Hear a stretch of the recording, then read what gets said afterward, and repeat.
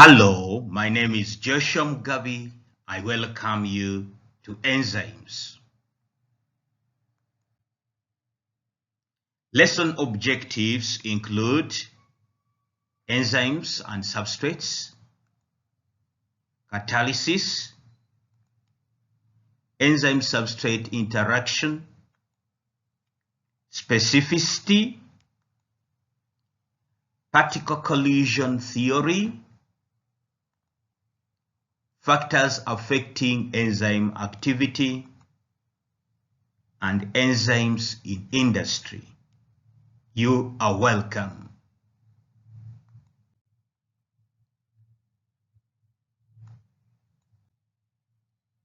Enzymes. We want to look at the enzymes. An enzyme is a globular protein that acts as a biological catalyst. An enzyme is a globular protein that acts as an biological catalyst. Previously, we talked about the types of proteins, and we saw the globular protein, and this one is a combination of tertiary protein. So an enzyme is a globular protein that acts as a biological catalyst. That is, it increases the rate of reaction. The molecule an enzyme reacts with to form a product is called a substrate. The molecule an enzyme reacts with to form a product is called a substrate. Now I want us to look on our diagram. We have our enzyme and we have a substrate. An enzyme is the one that reacts with a substrate, and they will give us what we call a product. They will give us what we call a product. Our products are these ones here. These are our products. So the molecule that an enzyme reacts with, that molecule is what we call a substrate. And this one here is our substrate. It is the molecule that an enzyme reacts with to give us a product.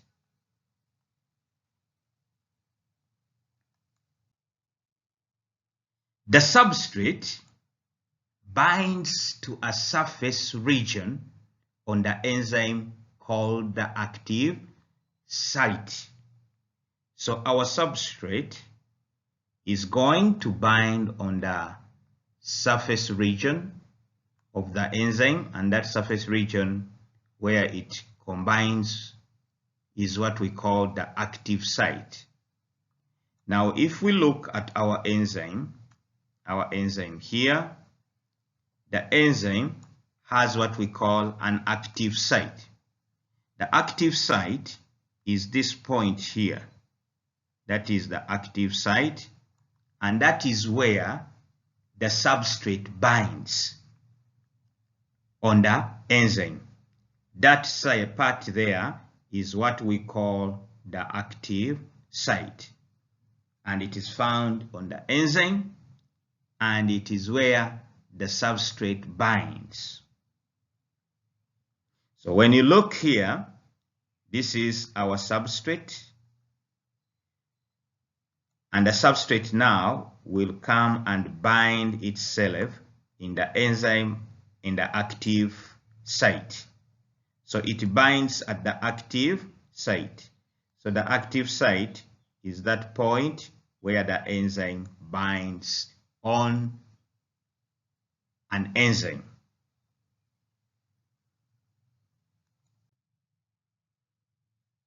Enzymes have an active site to to which a specific substrate binds.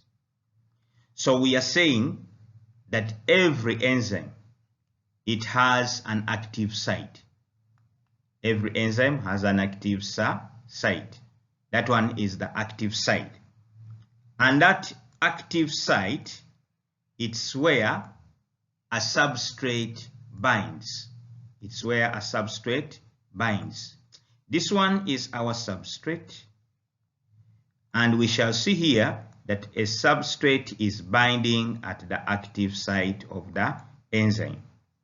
So the enzyme and the substrate, they are going to combine. And when they combine, they form what we call an enzyme-substrate complex. Enzyme-substrate complex, meaning that now the substrate is binding at the active site of the enzyme. So that site where the substrate binds is what we refer to as the active site.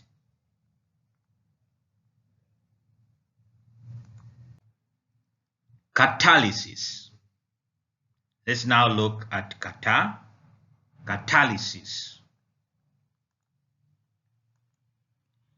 Enzymes catalyze chemical reactions by lowering the activation energy threshold. So here we are looking at the activation energy. So we are saying that an enzyme catalyzes a chemical reaction, and it does so by lowering the activation energy threshold. Now, when we are talking about the activation energy threshold, that is the amount of energy required for the reaction to start. Let's look at our illustration here. We have a high energy barrier here. There is a very high energy barrier here. And we have this mister here, this organism, would like to cross over from land to go to water. But it has to be with this amount of energy in order to move from land to go to water. So it has to use this amount of energy to bypass this barrier. Now, what happens when the enzymes are there? The barrier is reduced. The barrier is reduced, which means that now we have to use less energy. So when the barrier is reduced, you will see that most of the organisms will move faster and move from land and go into water because the energy barrier has reduced. Now we want to bring it back in chemical reactions. In a chemical reaction, we always have a reactants. We have the reactants and we have the products. But for us to change from the reactants to go to the products, there is an initial amount of energy that is needed for that reaction to take place. And that initial amount of energy is now the one which is going to act as a barrier for the reaction to take place. That is when there is no enzymes, the amount of energy required for the reactant to turn into products is going to be high. But when we have enzymes present, if there are enzymes present, now our barrier is going to be reduced. The barrier is reduced. So that means that now the reaction can easily go into the product region because of the low initial energy required for the reaction to take place. So that means that, as we are saying, the enzymes, they catalyze a chemical reaction by lowering the activation energy threshold. This amount of energy that is needed at the beginning for the reaction to take place is going to be lowered by an enzyme. So when an enzyme is there, the activation energy, the minimum amount of energy required for the reaction to take place, is lowered so that the reaction can take place. That is what we call the activation energy threshold. So when the enzyme is there, there is lowering of the activation energy threshold.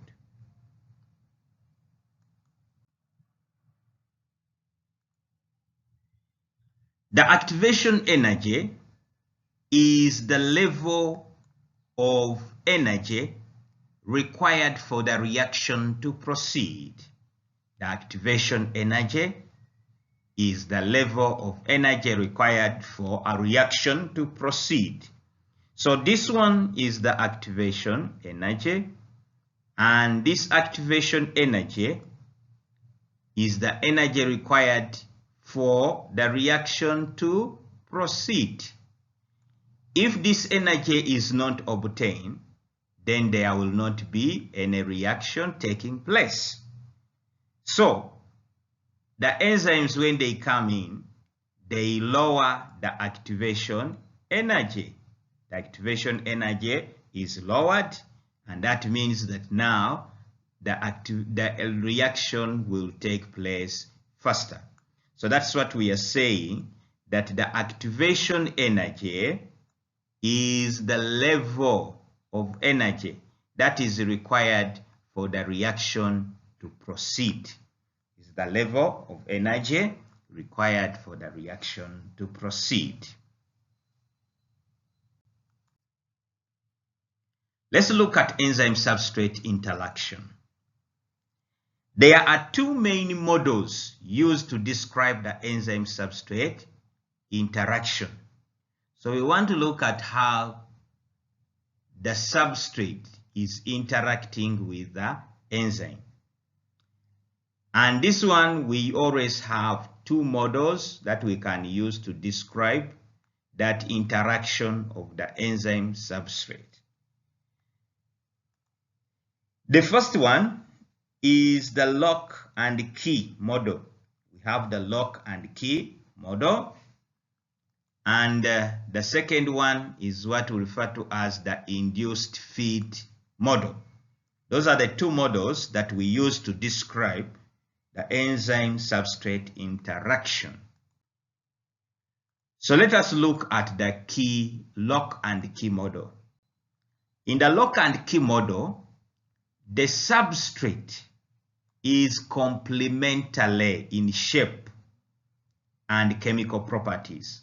The substrate is complementary in shape and chemical properties. What are they saying? Now let us look here. Here we have our substrate here. This is our substrate. And we also have our enzyme. This one here is our enzyme. So when we say that the substrate is complementary, it means that the substrate has a shape that has to be complementary with the active site. That shape has to be complementary with the active site that we find on the enzyme. So it should be the same shape so that we can easily form what we call enzyme-substrate complex. So the enzyme has to fit there. If the enzyme is to fit there, it means that it has to be with a complementary shape. And that complementary shape should be the exact shape that goes into the enzyme. So that is the lock and key model. So the substrate acts as a key and the enzyme acts as a lock. So the substrate enters into the enzyme like the key enters into a lock. So for the key to enter into the lock, they should be complementary. So that's what we are saying, that the substrate is complementary in shape and chemical properties.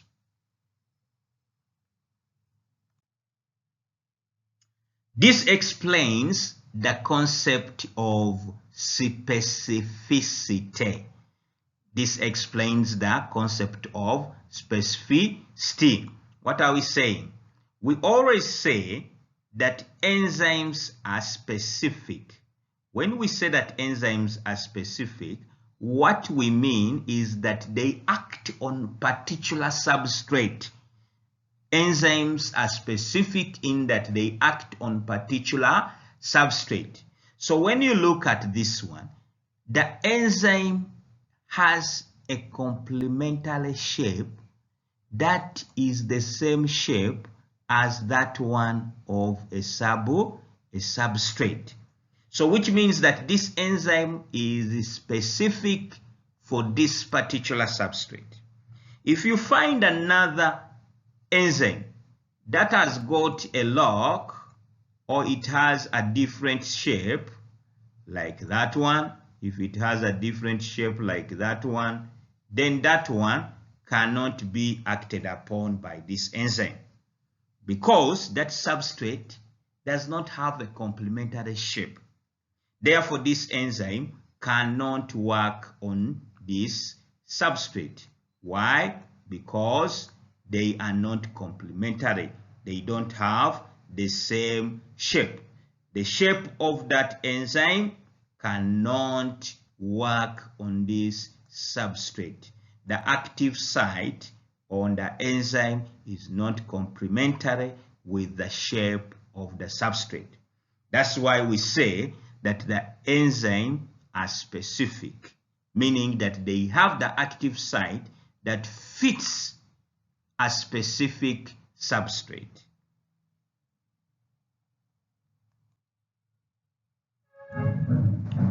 Then we have the induced feed model. Induced feed model. In that induced feed model, the active site is not rigid. The active site is not rigid and changes shape to accommodate the substrate. So in the induced model, our enzyme does not have a fixed active site shape. So its active site can change shape and accommodates the substrate that comes. For example, if we look at our enzyme here, if you look at the active site, you look at the shape of the active site, and I want us to look also at the shape of the substrate. When you look at them, they are not complementary, but they can be induced. The enzyme is going to be induced to change shape so that it can accommodate the substrate. So when the substrate comes and lands into the active site, then the enzyme is going to change shape, which we are calling conformation change. It will change shape and the active site now will have a shape which is complementary to that one of the enzyme and that one of the substrate. Then now the substrate will be acted upon. That one is what we refer to as the induced feed model. The active site is not rigid. It can change shape in order to accommodate the substrate, which we call conformation change. That one is the induced feed model. The conformation change is the one that results into catalysis. The conformation change is the one that results into catalysis. If our enzyme cannot change the active site, therefore there will not be catalysis. But because of the conformation change, there is a change in the active site, so that the active site can accommodate the substrate. And therefore, we have the induced feed model. Specificity. Now, we say that the active site shows specificity for a particular substrate. It shows specificity for a particular substrate. Only the substrate that has a conformation or a shape that fits into the active site is the one that is going to be acted upon. So when you look at your enzymes here, our enzyme, it has the active site of this shape. Now, which means that our substrate that is coming should also have a shape that fits into that active site. Should the substrate have another shape, then that substrate is not going to be acted upon by this specific enzyme. So that's why we say that the active site shows specificity for a particular substrate. This active site here will only work for a particular substrate. And if there is any other substrate that comes different, it will not be acted upon. For example, if the enzyme is denatured, what is going to happen? The active site is going to change shape. And when the active site changes shape, it means that now the active site is no longer complementary with our substrate shape. So this substrate now cannot fit into the active site because the active site has been denatured. So that one loses its specificity. The active site has lost its specificity because now it can no longer work on the substrate it is supposed to work on because it has been denatured. So that's why we are saying that the active site shows specificity for a particular substrate.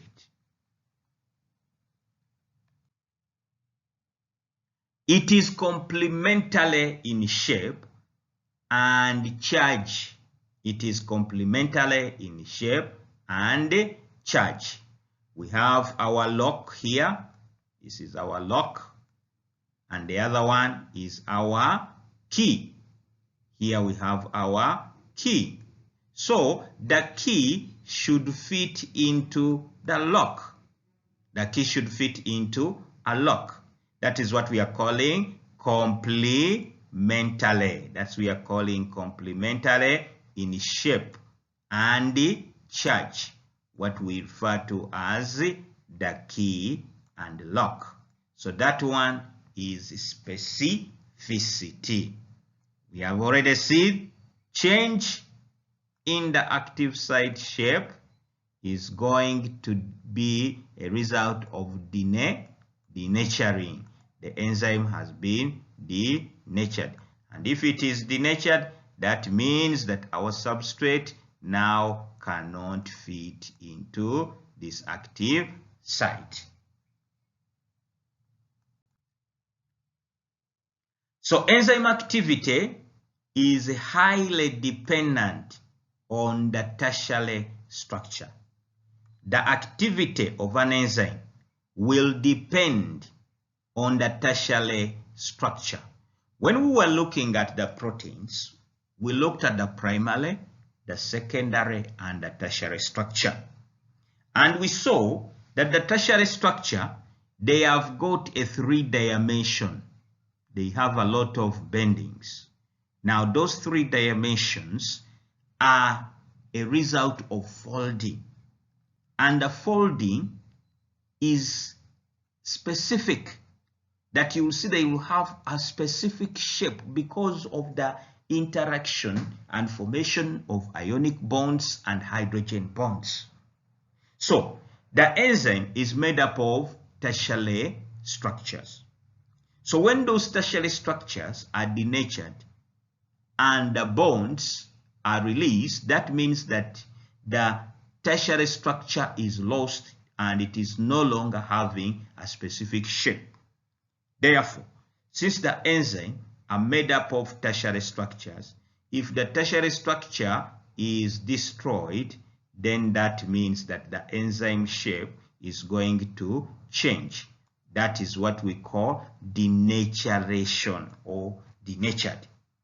So the enzyme activity depends more on the tertiary structure. The changing shape of the active site lowers the enzyme activity. If the shape of the enzyme changes, this one is going to lower its activity. Denaturation can interrupt and diminishes the enzyme activity. So when there is denaturation, and denaturation, it means that we are breaking the bonds in the tertiary structure. And when we break those bonds, that means that now we are also changing the shape of the enzyme. And if the enzyme changes its shape, that means that now the active site is no longer complementary with our substrate. Therefore, there has been disrupt in the enzyme's activity.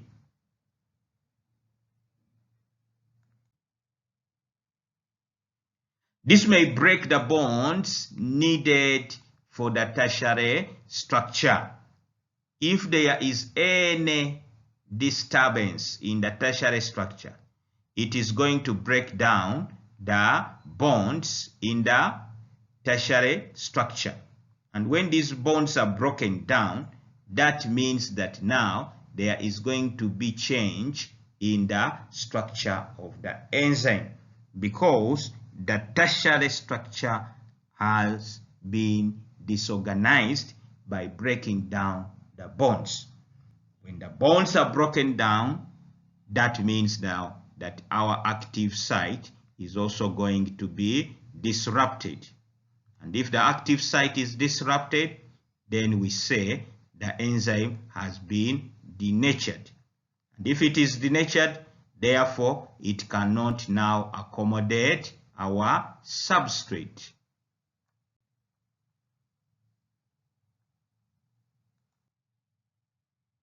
This can cause deformation of the enzyme's active site. It causes deformation of the enzyme active site. And if deformation takes place, that means that the enzyme active site is going to be changed.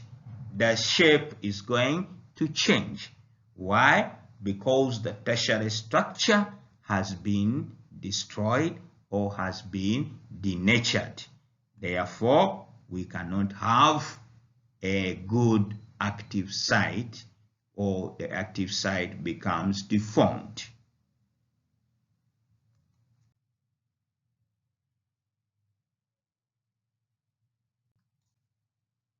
Let's now look at the particle collision theory. Particle collision theory.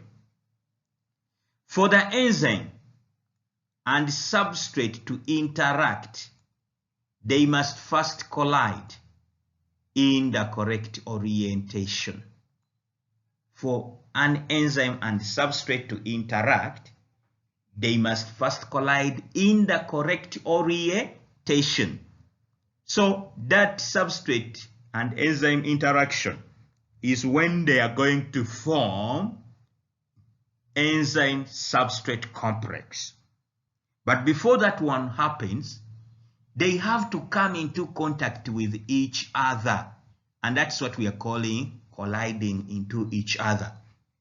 And when they are colliding into each other, it has to be a correct orientation. They have to be oriented in a very good way or a correct way, such that the substrate enters directly into the active site of the enzyme. Not on the sites, but directly into the active site of the enzyme. So that one, substrate and the enzyme interaction, will need them to first collide, and when they are colliding, they should collide in the correct orientation. Now, the rate of enzyme activity can be improved by increasing the frequency of collision. If we want the enzyme activity to increase, the rate to increase or to be improved, we need to increase the frequency of collision. How many times are they colliding? Because all these collisions, we cannot say that it is automatic that they will always collide in the correct orientation. So to make sure that they collide in the correct orientation, we increase on the frequency of collision, because some of the collision will not be correct orientation. So the more they collide, the more are the opportunities of finding the active site and landing into the active site. So the rate of enzyme activity can be improved by increasing the frequency of collision. And how are we going to do it? 1. Increasing the level of molecular motion. We have to increase the level of molecular motion. The speed at which the particles are moving, the molecules are moving, should be increased. And how can we increase this one? By increasing the thermal energy. When you increase the thermal energy, that one is going to increase the kinetic energy. And when the kinetic energy is increased, that means that now the level of motion of the particles is going to increase.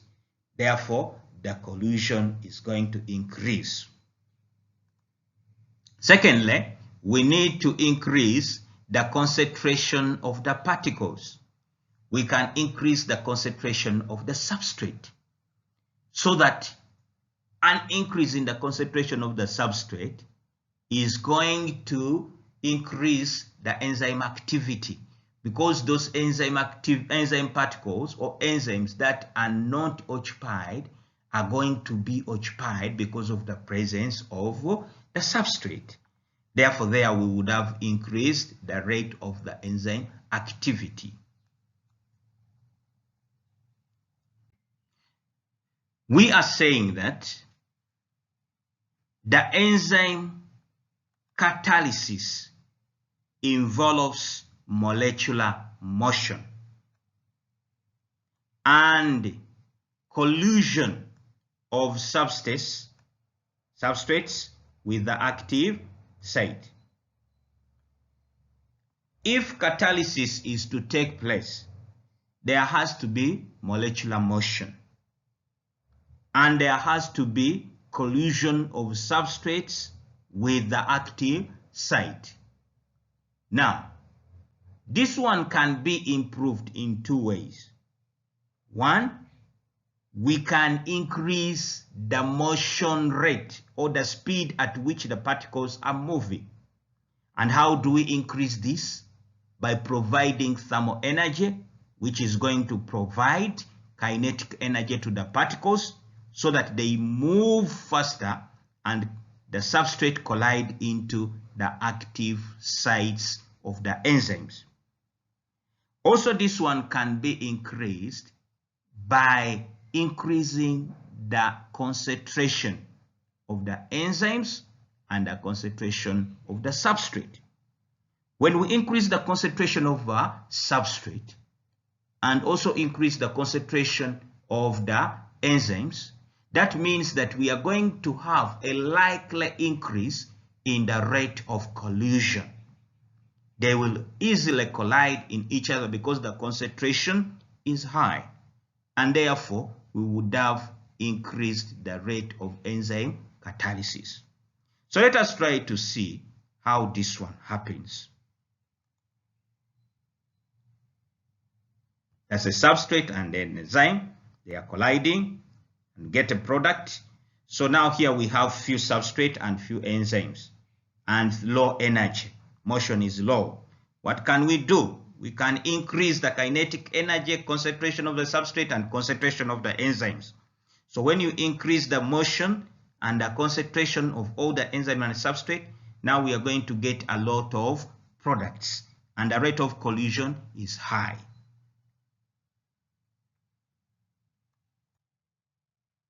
So let us now look at the factors affecting enzyme activities. Enzymes are not consumed by the reaction they catalyze. That means they can be reused. Therefore, specific enzymes are only required in low concentration in the body. We know that enzymes are not consumed by the reactions which they catalyze, so which means we can use them over and over and over. Secondly, the enzymes are specific, and therefore if they are specific, they are going to be required in lower concentration, not very many, because they are specific for a particular reaction. Various factors can influence the activity of the enzyme, and we want to see how the activity of the enzymes is influenced by those various factors. 1. Affecting the frequency of successful enzyme-substrate collision. The frequency at which the enzyme and the substrate are colliding is going to affect the enzyme activity. If the collision is high, then the enzyme activity is going to increase. If the rate of collision is low, then the enzyme activity is going to be reduced. Secondly, the factors can affect the capacity of the enzyme and substrate interaction. So, of course, the interaction, these factors can affect how the enzyme is interacting or the capacity of the enzyme to interact with the substrate. How? We are looking at one of them, that is denaturation. If denaturation takes place, that means that the shape conformation of the active site is going to change. And if the active site is denatured, that means that the substrate now can no longer fit in the active site. Therefore, the capacity of the enzyme has been affected. It can no longer interact with the substrate. So some factors will influence the enzyme activity by reducing the capacity of the enzyme to interact with the substrate. How? By denaturing the enzyme. When you denature the enzyme, you affect the active site. If you affect the active site, that means that the substrate can no longer now fit in the active site. Now, factors that affect the rate of enzyme activity. These ones include temperature, They include the pH and then the substrate concentration. Those are the major factors that affect the rate of enzyme activity. And these ones we are saying they are temperature and the pH and substrate concentration. These are the factors that are mainly going to affect the rate of enzyme activity. How do they do it? Lower temperature may have insufficient thermal energy for the reaction to proceed.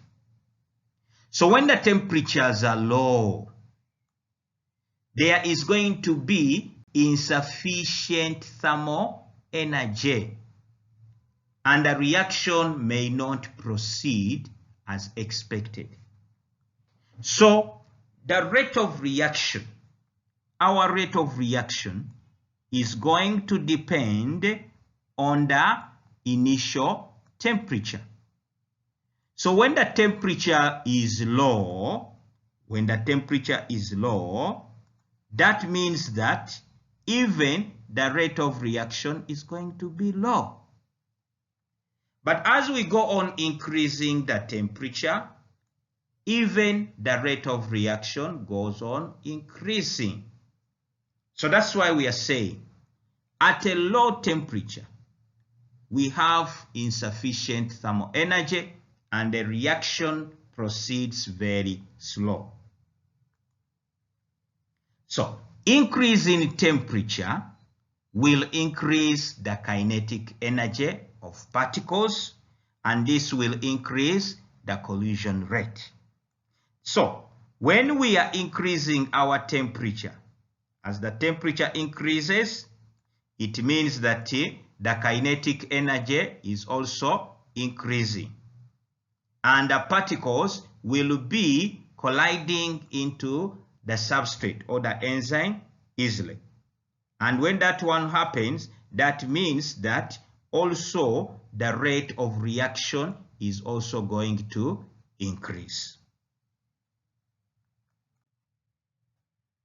At an optimum temperature, the rate of activity will peak. At the optimum temperature, the rate of the activity will peak. Now, peak is enzyme specific. What is the optimum temperature? The optimum temperature, this is the temperature at which the enzyme perform at their best. The rate of the enzyme activity is at the peak. So when we look at our diagram, the optimum temperature will be at that point when the rate of reaction is highest. And our rate of reaction is highest at that particular point. So that is the optimum temperature. We can extrapolate going downwards and then we get the optimum temperature. So this one here is our optimum temperature. The temperature at which enzymes perform at their highest, or what we refer to as the peak. Now, higher temperatures will cause a decrease in the activity as the enzyme becomes denatured. Higher temperatures are going to cause a decrease in activity as the enzyme is denatured. Now we have seen our optimum temperature here. Now, any further increase in temperature, you increase the temperature, the rate of enzyme activity is going to go on reducing. Why is it reducing? Because the enzyme is being denatured. And as the temperature increases, when you look at it, as the temperature increases, the rate of reaction goes on reducing. When you increase the temperature, the rate of reaction will go on reducing. Why? Because the enzymes have been denatured. So high temperatures are going to cause a decrease in the enzyme activity because the enzymes are going to be denatured. That is the temperature beyond the optimum temperature. Enzyme pH or enzyme activity. How does pH affect enzyme activity? Changing in pH, this one is going to alter the charge of the enzyme. And when the charge of the enzyme is altered, it is going to affect its solubility and its shape.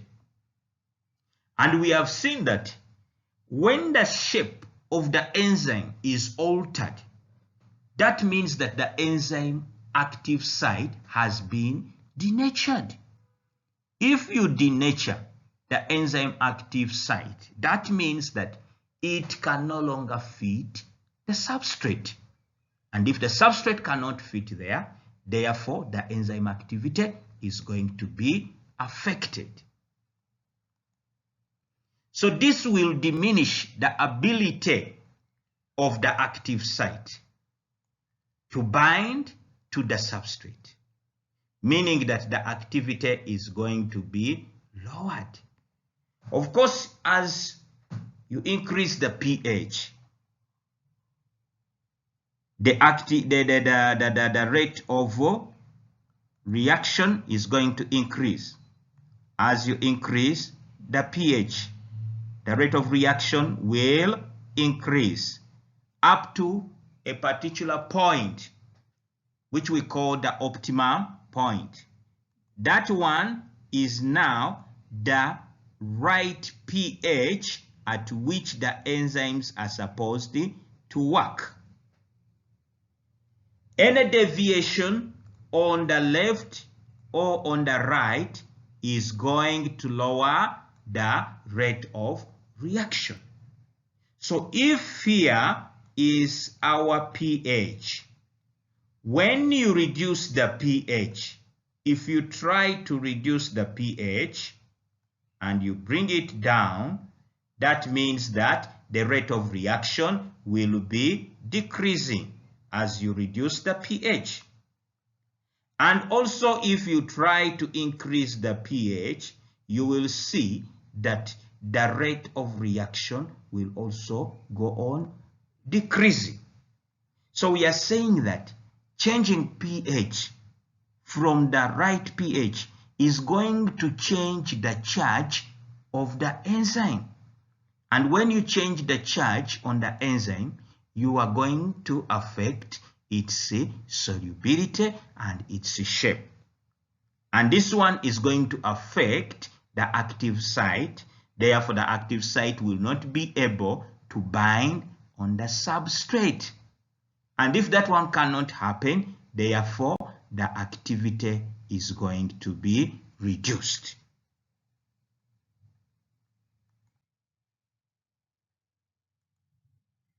So the enzyme will have an optimum pH. Enzymes have an optimum pH at which activity is highest. So here we have looked at our optimum pH, which is here where the enzyme activity is the highest. So when you extrapolate the peak and come down, you will get the optimum pH. That is the optimum pH for the enzyme where its activity is at the highest. So that one becomes the optimum pH. So enzyme activity will decrease as the pH moves outside. When the pH moves outside the optimal range, the enzyme activity is going to decrease. So if this is the optimum pH, should you reduce the pH and go down, what is going to happen to the peak? The peak, we shall see that the peak will go on reducing, going down as you reduce the pH.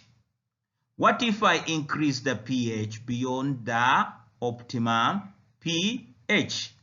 When you increase the pH, still you will see that the peak is going to go on reducing.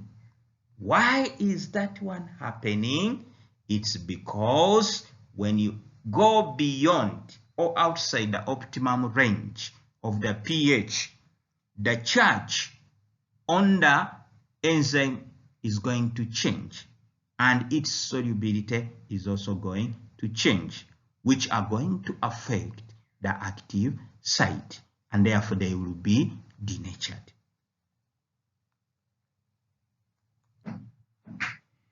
Now let us look at the enzyme activity, how substrate concentration affects the enzyme activity. Increasing substrate concentration will increase the amount of enzyme activity. When we increase the substrate concentration, this one will increase the amount of enzyme activity. How?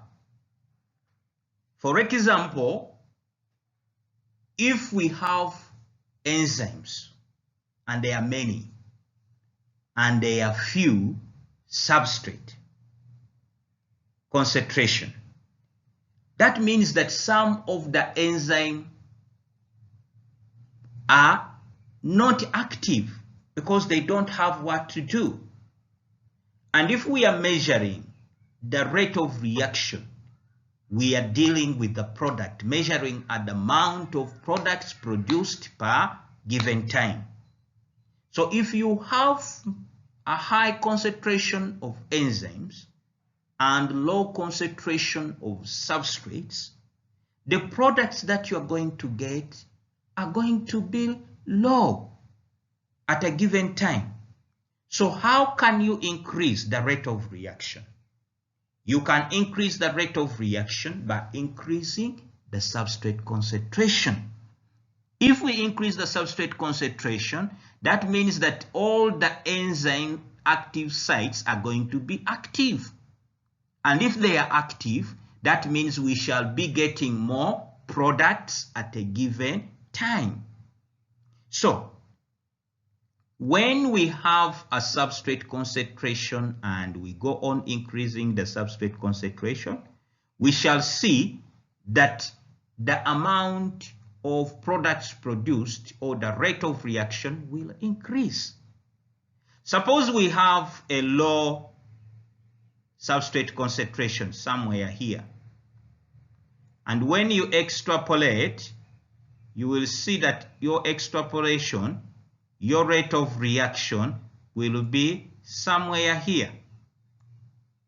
But if you increase the substrate concentration up to around here, and when you extrapolate, you will see by increasing the substrate concentration, your rate of reaction has increased up to here.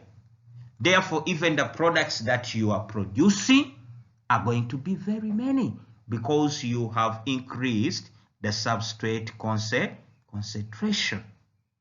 So that's what we are meaning, that increasing the substrate concentration will increase the amount of enzyme activity. More substrates means that there is a greater chance of successful collision with the enzymes. The more the substrates we have, that one will increase the rate of collision with the enzyme. And when we have successful collisions, that is when we are having correct orientation collision, whereby the enzyme fits directly into the active site of the substrate fits into the active site of the enzyme, then we are going to have an increased enzyme activity.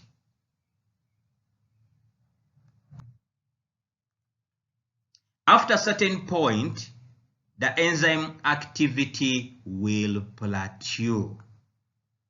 That means that the activity levels off. How? So we are saying that as we increase the substrate concentration, also the rate of reaction goes on increasing. But as the substrate concentration is increasing, that means that also the rate of reaction is increasing. But time is going to reach when it levels off. It becomes flat. What has happened? This is because solution is saturated with the substrate, and all the active sites are now occupied.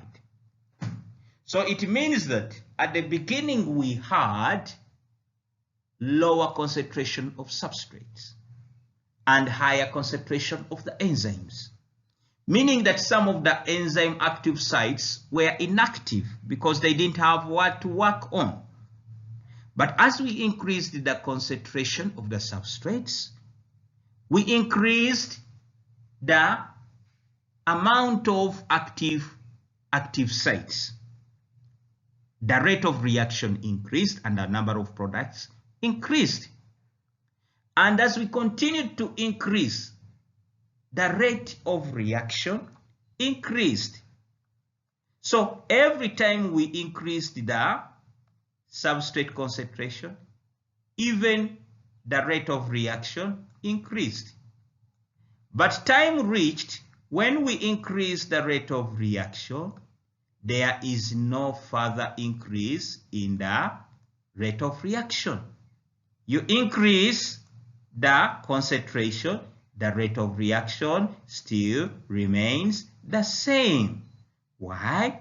Because at this point, all the active sites of the enzymes are occupied.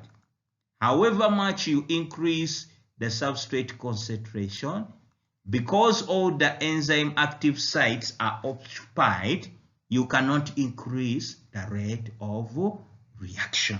And therefore, the products that you're producing cannot increase because the solution is saturated with the substrates, and all the active sites are occupied.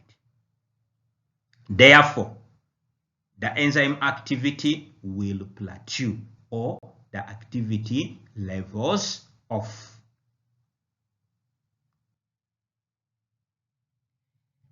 Experimental methodologies about enzyme activities. Experiments or experimental investigation of the factors affecting enzyme activities. Many experiments can be carried out using enzyme extracted from food substrates. Let us look at enzyme substrate products and the sample methods. We have the enzyme catalase. Enzyme catalase works on hydrogen peroxide as a substrate. And the product that we get is oxygen gas. And that one, the methodology we use is the pressure change. Then we have enzyme diastase. The substrate it works on is starch. And the product, it gives us maltose. And the sample methodology is diffusion out of dialysis tube. We have pectinase. The substrate is pectin. The products are simple sugars. And sample methodology, percentage weight change. We have pepsin. Substrate is protein. The products are polypeptides. Experimental methodologies, we have color change. That is the Bullet test. Renin substrate, casein, which is soluble. The product is casein, which is insoluble. Sample methodology, mass of precipitate formed. So those are some of the experimental methodologies about enzyme activity. Immobilized enzymes. Immobilized enzymes. Immobilized enzymes have been fixed to a static surface in order to improve the efficiency of a catalyzed reaction. When we are talking about immobilized enzymes, these are enzymes that are fixed onto static surfaces, and the purpose they are fixed there is to improve the efficiency of the catalyzed reaction. This is because enzymes are fixed. They are easily conserved. When enzymes are fixed, they are easily conserved. Separation of the products is easier to achieve, and this gives us a higher yield. So we are looking at immobilized enzymes. Now, when we look here, we have our beads. Our enzymes are going to be attached on the beads, and that is our enzyme lactase. Enzyme lactase is attached on the beads. And then on top, we are going to pass their milk, which has got lactose. And at the bottom, we want to get milk, which has no lactose. So what we are going to put inside, we are going to put there an enzyme lactase. And this lactase enzyme is going to be fixed on the beads. And when it is fixed on the beads, then that enzyme will be referred to as immobilized enzyme. Why are we calling it immobilized enzyme? It has been fixed on a static surface. Why do we fix it on a static surface? This one is to increase the efficiency of this reaction. So when our enzyme is fixed on these beads, that means that the enzyme is going to be conserved. It will not disappear with the milk. So as our milk is passing through, the beads, the lactose is going to be converted by the enzyme lactase, and it will be removed from the milk. So by the time the milk comes out, it is now lactose-free milk. It does not have lactose. So we shall have a lactose-free milk. How? Because the enzymes are changing lactose to lactose, lactose-free milk. Lactase, which is fixed on the beads, is conserved. Therefore, we can use it over and over and over and over, and we can have a high yield of lactose-free milk. We have a high yield because our enzyme is fixed on the beads. And if it is fixed on the bead, we can use that enzyme lactose for a longer period of time. And this one will give us a lot of milk which is free from lactose. That one is what we refer to as immobilized enzyme. Enzymes that have been fixed on a static surface in order to improve the efficiency of a catalyzed reaction. The lactase is purified from yeast, or it can be purified from bacteria, and it is bound on an inert substance such as alginate beads. The milk is then passed over the beads, and then it becomes lactose free. So, immobilized enzymes are widely used in industries. They are widely used in industry. What are immobilized enzymes? These are enzymes that are fixed on static substances. For what purpose?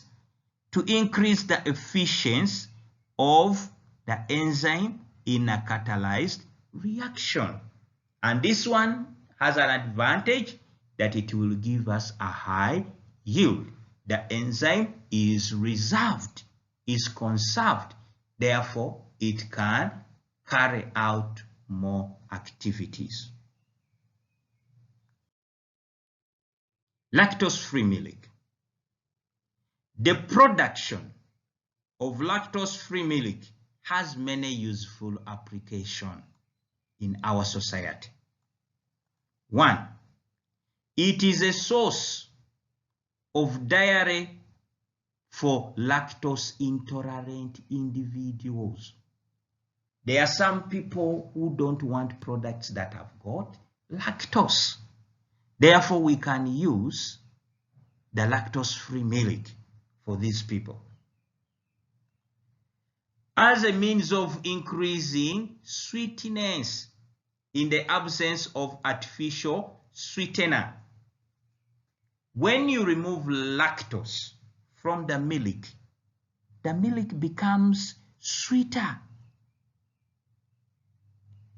So you don't need artificial sweeteners if in the milk you have removed the lactose. It becomes more sweet.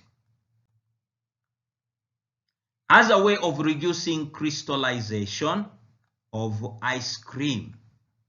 So when we are making ice cream, we need lactose-free milk, because lactose-free milk cannot easily crystallize. So when we are making our ice cream, the ice cream cannot easily crystallize because we make it from lactose-free milk. So the presence of lactose increases the crystallization of ice cream. But if we remove the lactose from the milk, then we reduce the crystallization of ice cream. As a means of reducing production time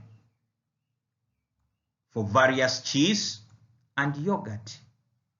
So when we are producing cheese and yogurt, the time we take to produce these products is going to depend whether the milk we are using is lactose-free. If it is lactose-free milk, then it is going to reduce the production time compared to milk with lactose. So while lactose-free milk is normally produced via immobilized enzymes, scientists are attempting to create transgenic cows that produce lactic-free milk. That is technology in progress. Hello, my friend. Thank you very much for participating in Enzyme. And today we have talked about the enzymes and substrates. We have looked at catalysis. We have looked at enzyme-substrate interaction. We have looked at specificity, we have looked at particle collision, we have looked at factors affecting enzyme activity, and we have looked at enzyme in industry. Thank you. Please don't forget to subscribe.